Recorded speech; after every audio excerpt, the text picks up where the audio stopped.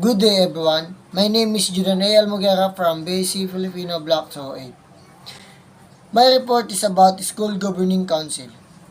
This topic will provide basic information on how to organize and operationalize School Governing Council, which are child-centered and focus on the learner's performance. The experience of a school with functional school councils are utilized to assist schools. These are the discussion points. Legal basis, definition of school governing council, concept of school governing council, who are the people involved, purposes, mission, statement, guiding, principle, and indicators, governance.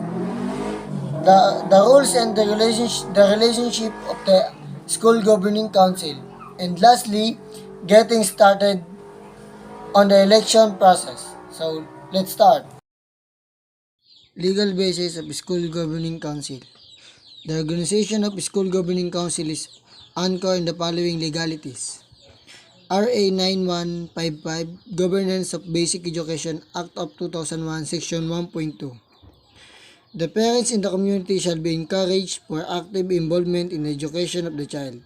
The participation and coordination between and among school, the local school boards, the Parents Teachers Association must be maximized. Batas Pambansa 232 Educational Act of 1982, approved on September 11, 1982, Section 7. Every educational institution shall be provided for the establishment of appropriate bodies through which the members of the educational community may discuss relevant issues and communicate information and suggestion for assistance and support of the school and for the promotion of their common interest. Representatives that are from each subgroup of the educational community shall sit and participate in the school bodies, the rules and procedures of which must be approved by them and duty published. Philippine Education for All, EFA 2015. The stakeholders of every school, teacher, parents, students, community, leaders, other groups interested in school shall be able to use processes and results to determine and implement school programs to ensure continuous improvement in school quality. Basic Education Sector Reform Agenda. Basic Education Sector Reform Agenda, empowerment of key stakeholders in school communities which would enable them to actively participate in the continuous improvement of schools. What is school governance? Refers to the authority of education stakeholders to jointly make decisions directed towards the continuous improvement of learning and promotion of children's welfare in school. Also, school governance is a system which operates under the principle that education which is focused on the holistic development of school children is a shared responsibility and a shared accountability among school stakeholders. This is the concept of School Governing Council. Shared governance. A system which operates under the principle that education which is focused on the holistic development of school children is a shared responsibility and a shared accountability among school community stakeholders. Next is shared leadership. Shared leadership as partnership.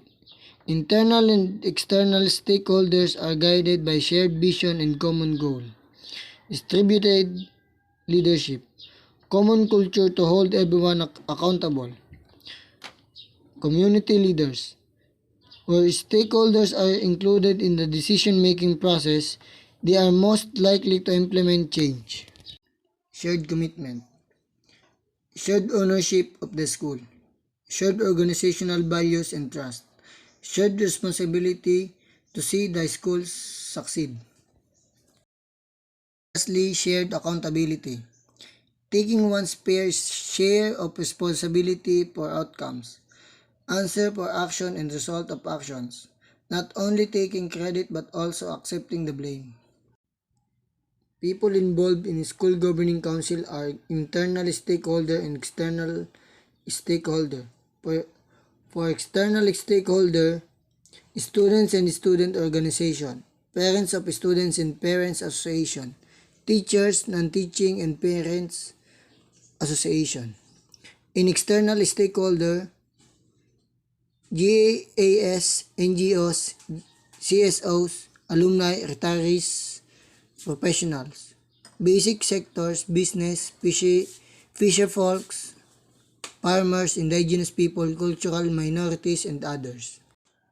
School Governing Council. The School Governing Council provides a forum for parents, students, teachers, community stakeholders, and the school head to work together towards continuously improving student learning outcomes. School Governing Council provide opportunity to develop shared responsibility in the children's learning and holistic development. The participation of the School Governing Council in school practices shall be guided by a mission statement developed by the Council itself. Mission statement communicates the ground for its existence, which states the reason of its existence, the clientele it serves, the product or services it intends to produce. School Governing Council. Guiding Principles. Inclusive. Inclusive ensures that all voices in the school community are heard and all perspectives are taken into the account in the school processes. Respectful recognizes differences among its constituents and appreciate all viewpoints. Trustworthy. Conducts its operation in an open and transparent manner. Responsible.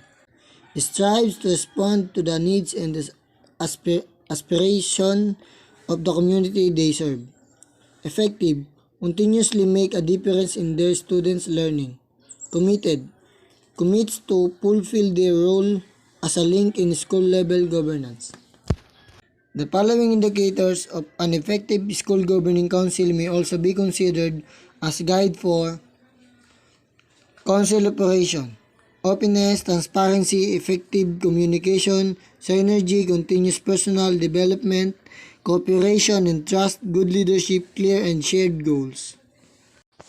Governance of School Governing Council is the responsibility of the school whose function and rules are directed by the School Governing Council Constitution and by laws and the Code of Practices. Function determines general policies of the school on student welfare, discipline, and well-being, development and implementation on the SIP, monitoring and evaluation of the SIP implementation, reporting progress of the SIP implementation in the SDS and the community. The following are limitations of the authority of the School Governing Council. Shall not directly manage the school, power and responsibility of the school acting as one body and not as an individual. Act through the school head, not act on its or in any financial transaction involving the school. Shall not enter into contract in behalf of the school unless authorized by Constitution and laws. Rules and relationship. Rules of the School Governing Council. Participates in the development of the SIP. The SIP is a document that outlines the vision, values, goals, targets, strategies, and resources in school improvement. Assist the school in installing the monitoring and evaluation system for school performance. This requires the School Governing Council to participate in collecting information about the school performance and reports into the Department of Local Community through a self-assessment process. Organize communities to support the local head and staff in the implementation of the SIP. Relevant communities may be organized to support the school in implementing the SIP.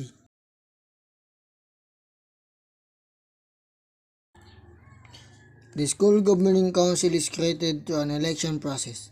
The school head shall convince stakeholder representatives in an assembly and provide them with the basic information in school council.